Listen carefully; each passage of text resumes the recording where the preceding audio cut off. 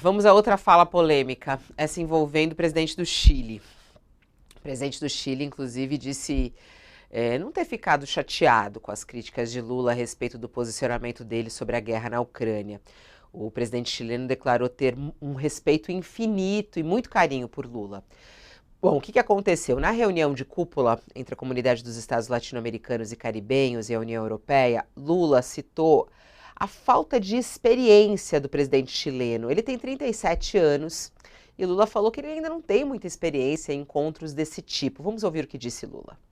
Eu não tenho por que concordar com o Boric, é uma visão dele. Eu acho que a reunião foi extraordinária a reunião. Possivelmente, sabe, a falta de costume de participar dessas reuniões faça com que um jovem seja mais sequioso, mais apressado. Mas as coisas acontecem assim. Yes. Fabiola, de novo, o Lula lida aqui com uma conspiração da própria língua, né? O Gabriel Boric, ele é protagonista de uma esquerda contemporânea. E ele criticou em Bruxelas os países latino-americanos e caribenhos que vetaram uma menção à agressão da Rússia num trecho do comunicado final dessa cúpula com nações da Europa, num trecho que foi dedicado à guerra na Ucrânia. E aí o Lula, instado a comentar essa posição do Boric, ele atribuiu a opinião do presidente chileno à inexperiência, à juventude, a juventude que leva o Boric, com seus 37 anos, a ser, nas palavras do Lula, mais sequioso e apressado. Em abril, o Lula já havia equiparado a invadida Ucrânia à invasora Rússia, numa viagem que ele fez à China. Esse texto de Bruxelas, embora poupe o Vladimir Putin de menções ácidas, ele não comete esse absurdo da equiparação. Então, o Lula já avançou em relação àquela retórica de meses atrás. Em maio, o Lula também havia trombado com o Gabriel Boric ao dizer que a ditadura na Venezuela é mera narrativa. O Boric disse, olha, as violações que são praticadas ali sob o Nicolás Maduro são uma realidade, não tem nada de ficção.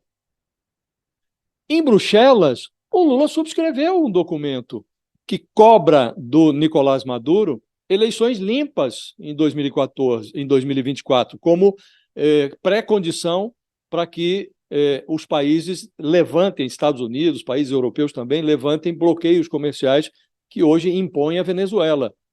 Então, também aqui, o Lula avançou em relação à posição que o contrapôs ao Boric há 2 meses. Então, aos pouquinhos, Fabiola, a jovialidade do Gabriel Boric vai prevalecendo sobre a naftalina que está ainda presente no discurso do Lula. Um discurso que faz com que ele encoste o seu prestígio num ditador de direita, num autocrata, num ditador de direita aqui, o vizinho, o Maduro, num autocrata da Rússia lá, o Vladimir Putin, e desmereça o discurso de um jovem esquerdista contemporâneo, um sujeito que está aparentemente mais antenado. Então, Fabiola, o que a gente percebe é que, aos pouquinhos, é a língua do Lula que vai se aproximando da retórica do Boric, não o contrário. Então não dá, sabe? De novo, esse tipo de discurso, de comentário, tisna a política externa do Lula, coloca dentro de uma estratégia acertada, bem-sucedida, contrapontos que não ornam com os objetivos. Então, de fato, é muito triste que o Lula não consiga aproximar a retórica do objetivo que ele traçou, que é o de reinserir o Brasil no mundo de uma forma adequada, de uma forma que não comporte alianças companheiras que não fazem sentido com o que se pretende de um Brasil mais contemporâneo. Eu diria que o Boric, Fabiola, ele está mais antenado hoje do que o Lula. O pessoal tá falando aqui, eu não acho que o Lula foi ofensivo com o Boric, só falou que ele é apressado. Não é nenhuma agressão. Ele é jovem. Aí tem outro que fala que ele ainda tá na fraldinha. Aí falando, mas eu gosto do Boric. Ele não falou que não gosta do Boric, só tá um pouquinho apressado. O pessoal vai aqui temperando um pouco. Quer comentar alguma coisa sobre isso, Billy? Você acha que foi muito ofensivo ou não? Eu acho, eu gosto quando o Lula coloca a política tão abertamente assim, né?